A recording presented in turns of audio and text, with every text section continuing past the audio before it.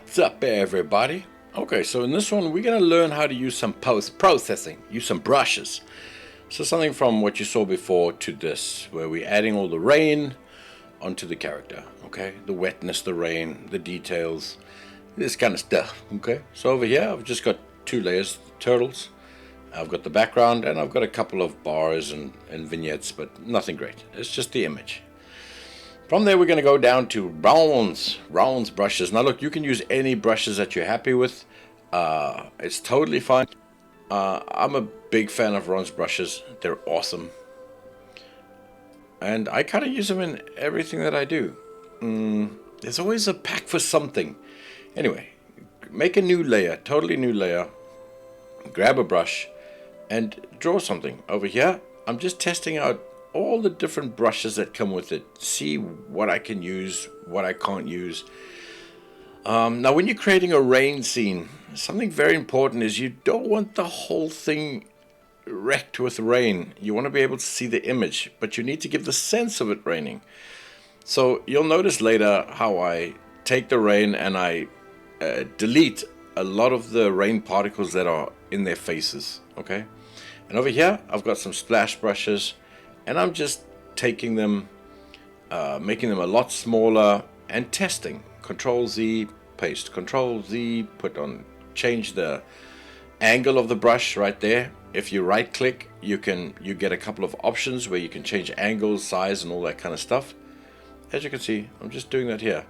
And I've got the layer on normal, but a lot of the time I mess around with like overlay or screen or add or whatever.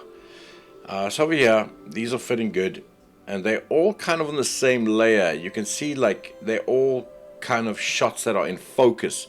So I'll leave it on one layer. It's fine. They're far enough that I don't need to worry about it, and it's fine. The rain, I've got on a separate layer. And then I just play around. I see where they go. I change the method. I change it to screen or normal or whatever. I see what fits. I go through them and I see what fits. Over here I've put on vivid light. Okay, because they kind of match better for me. And that's all I do. I make another layer. Now remember, you don't want too many of these things intersecting each other, because if you want to change the one, you can't. So rather just make a new layer and you're good. You're good. If you mess it up, you can delete the layer or whatever, and you don't lose half your work. So over here, I've just got another layer. I'm terrible with naming my whatever's layers, but I'm just testing out different brushes, seeing how they work, and that's pretty much this entire process. It takes a while. There's always a million brushes that you can use, which is awesome, but it also gives you a hell of a lot of too many options. So over here, just checking it out, seeing how it goes. I wasn't happy with that. And this happens a lot. And a lot of the time I go back and I'll delete a layer that I don't like if I've made a better layer. And that's what this entire process is like. You're just dotting down, you're testing different brushes, you're changing the blend modes, you're changing the opacity to see if it looks better or not, and you're using hue saturation to change the color slightly. Like over here we go. I'm putting some condensation on a dead turtle. Okay, that's Raphael.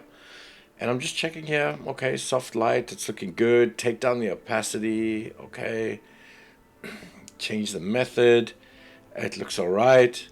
I use an eraser brush to get rid of, don't make it too obvious. I change the hue saturation so it blends in with his colors. And that is it. It's those three things. Find a paintbrush, make a new layer for it, put down your mark, change its opacity and blend mode, and then erase what you don't need around it to kind of blend it in. And then the last step is just changing the hue saturation so it fits in with the color. Not too drastic. You can see those bubbles now on his chin. They're so subtle, man. Subtle is the key. So that's what we do. Now I'm trying new rain level layers here, mate. Alright. But you can see it's too much. It's too much. It distracts from the image. And you should be able to see this. I tried putting some motion blur on them to kind of disappear them a little. Over here I'm deleting a lot of them, but I didn't like it, man. It's too distracting. I tried to put it into different places. If it doesn't work, you should be able to see that, okay? And delete it. It's fine. Delete it. No matter if you've put a little bit of work in it or whatever, delete it. You don't need it, mate. You don't need that, mate. So, I've tried a new rain here, trying a couple of new rain elements, trying to put them in. Even the direction of the rain, it makes a big difference. Big difference. Over here, I'm trying to put like a different blurs on them. Different blurs so I can make them more subtle, more whatever, but it feels chaotic. As soon as something feels a little chaotic, less is more. You just need to give the impression of something happening. In this case, it's raining. Give the impression that it's raining. I'm just trying every brush here, just seeing what they do. But I'm just trying to give the impression of rain. As you can see, I place them in different places, different this, and I can kind of see if they're going to work or not, if I want to manipulate them or not. But, you know, that's it. You're just testing a million different brushes. These brushes are incredible, man. Look how good they look. And then you can start saying, okay. Might work here, might not. There we go. That one worked. Oof, on the finger. That's good. That's working. Change the direction of the brush. Now, if you've noticed, I've got a lot of layers now. Every time I do something in a different kind of, say, space, you know, where it's clear, I make a layer. Where it's not clear, in the back, I'll make a layer. If things overlap, I'll make a layer. So I've got access to all the individual ones. It's important. It's very important. Some work well with normal, some work well with screen, some will work well with overlay, some work well with different blending options. And then that's it. I lens blur, I try my lens blurring again. Blurring, Ari. Ari, what's wrong with you, Ari? Eh? So it's about testing and trying. You're compositing rain into the scene. And you've got a bunch of tools to do it. So use them. It's not strict rules. It's you can try anything to get it working. Anything. To get the look that you want, you can try anything. You get given a bunch of tools. There's no rules to these tools. Use them. Test. Try different things. You can see it's still a bit chaotic. Things are a little bit, I don't know, things aren't working. The fingers are starting to look great, man. You can see I'm blurring it there because it's in the background, so it just works a little bit better. I can see the rain. I'm switching on and off layers, see if they're working. If they're not, I'll just delete them or I'll change them. And this is how it works. This is how it's a wicked process, man. Once you start getting it down, it's amazing. Now remember, it's subtle things. You don't want these big splashes or these massive things covering your beautiful turtles or whatever the hell they are, whatever your subject is. You're looking to make something believable. And that means it just needs to be plausible. It doesn't have to be 100% accurate. So when it comes to something like the splashes, I'm not hiding the actual image. I'm trying to keep it on the edges or places where it goes off of the image, where it's not covering too much of the image. One or two on the image is fine. It's totally fine. But blend them in properly so you're not killing the image. And like you see me there, I'm placing things, taking it away. Placing things, taking it away. I'm seeing where they work. Where can they work? Where can these elements work? And how do I make this image? How do I get the look I'm after? Now this one I absolutely loved. I had to use this one somewhere. Oh, thing. And it's just a wicked one. There, splashes on his face. Blend it in with an eraser tool. Change its whatever if I can find a better one. And then just mess with the opacity. Very subtle. Bam, there we go. It's subtle. It's there, but it's subtle. Oh, I use subtle a lot, don't I? Love the word subtle. It's subtle. So most of, the 99.9% of the image, I use Ron's brushes. I don't I'm not getting paid or anything by Ron. It's not a promotion, whatever. I just love the brushes, and when I like something, I like to share it, and that's pretty much. He makes some incredible brushes. Now look at this one on the finger, man. Oh, that look good. I put it right on the white there. I landed up putting it on the white, and it just looks so good, man. It just looks so good, like water splashing over. And you start building that illusion. It's illusion. You know, raindrops hit. They cause splashes. If there's a lot of splashes, it'll splash in different directions. On the chin, it's running down, and you know, if there's enough water, it starts running off your face. So I put it on the chin because it was a nice clear place I could put it, and it's plausible. And over here, I'm just filling in all the gaps, man. Filling in all the gaps. I like putting these splashes on bright places because they just fit nicely. You don't have to blend them in too much from there. And that's it. I'm trying more rain because I wasn't happy with the rain. It's chaotic. It's messy. It's a little messy, the rain. I changed direction of the rain. I tried a few things until I got it in a position that I liked it. That one works so well for the top of the head. Blurred it a bit. There we go. Just a little bit. You know. Look how many layers I'm on now. It's called rain, rain, rain, rain. So many layers called rain. I'm terrible with naming layers. But here we go. It's just adding one at a time. Slowly. Seeing. Look at your image. See, is it getting too busy? Is it getting too messy? Have I gotten the point across of what I wanted to do? There we go. Little things, didn't like it, delete it. You know, try things. That's what it's all about. Try things. This was a cool brush, but I don't know if I used this one. I should have actually. That was a good one. Should have used it on them chin. But Ari wasn't there to tell me. But anyway, here we go. It's just little things. You can see I delete a lot of it. I start, and it's fine. It's what you want out of it. It kind of looks a bit better, but I didn't like it. I chucked it away, put away, Ari.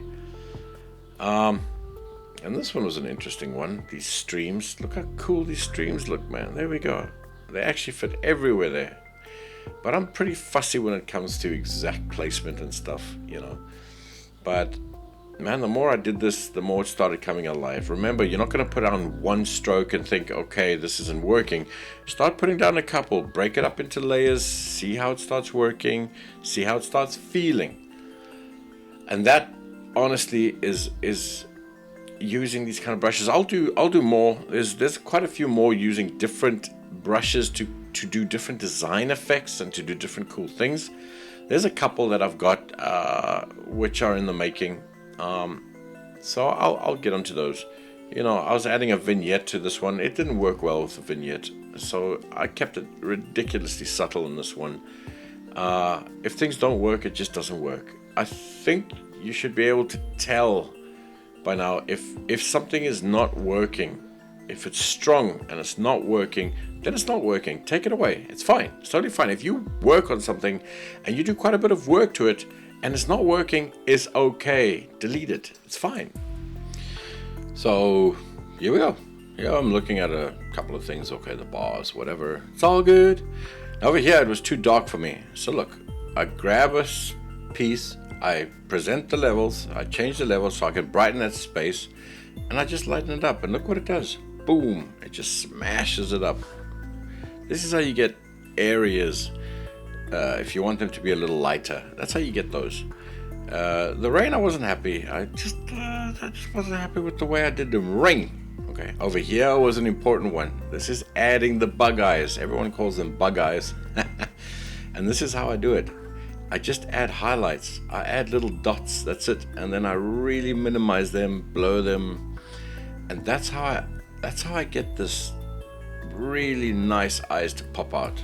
Okay, I'll do a separate tutorial on how I do eyes, definitely. But this is how I get eyes to just pop out nicely. Look at that already. Look at that. Bam, they just pop, man. They just pop. But you got to be careful. Be very careful where you put these little dots and whatever, otherwise Ari's going to get you. Ari, don't do it, Ari. Don't do it, Ari.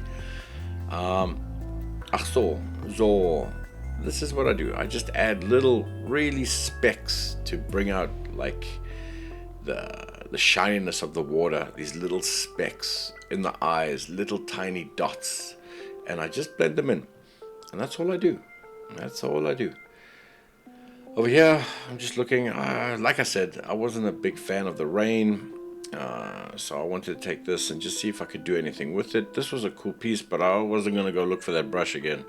So I just duplicated it and, blend it in. It's blurred a little down there, so I blurred it a little bit, and it's all good. It's all good. There we go. Boom. Looks good. Just chill it out a bit, erase it out a bit, and you're good. Same thing with the chin. I was just refining that, putting on each layer again, and see what I could do with it. There we go. That's the chin. Just seeing subtle, all subtle. Then I wanted to tackle the rain. Okay, so I started. Well, this is still the water. You can see how many layers there are, man. It's insane. So I grouped them all, put them under rain, and then what I could do is I could add like a filter onto it, and I could just adjust what I wanted to adjust with them. Okay, and I just adjusted them all at once, seeing how it looks, and just get what I needed. Those that I couldn't get the exact look, I'll just take them out of the group and just add whatever effects I needed to them, and that's all good. That's all good. Now the rain, I tried from the other side now. It was looking pretty good. I like these big things, but it's too much. I mean, it looks fine, you can see it, but I didn't want anything to distract.